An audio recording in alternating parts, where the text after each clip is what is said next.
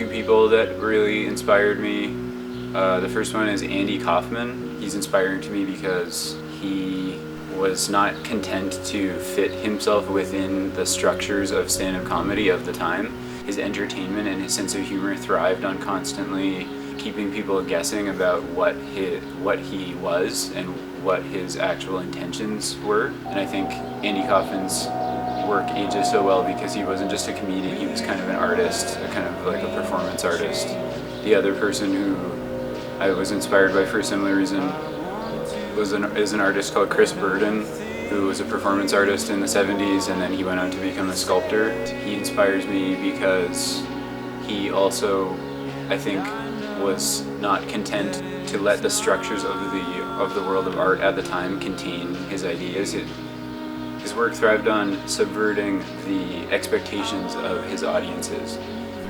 And he did so not in terms of being a comedian, but in terms of just pure stamina and in terms of total conviction. Both Andy Kaufman and Chris Burden have this sort of total conviction and never break character within the scope of their work. I think in an ideal world, all art, music, every other medium can be given to people, and the content is the artist's own, but in reality it's not the case. You go to a show, the band plays, the venue has its own set of agendas that it wants to impose on people.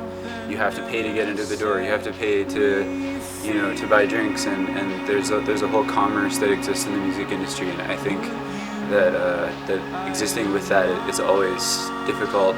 I think something that will always frustrate any artist, and that frustrates me as well, is just making music and trying to always stay afloat and not let the circumstances through which music is delivered to people sort of drown me or consume the art and misrepresent it. And that's just inevitable.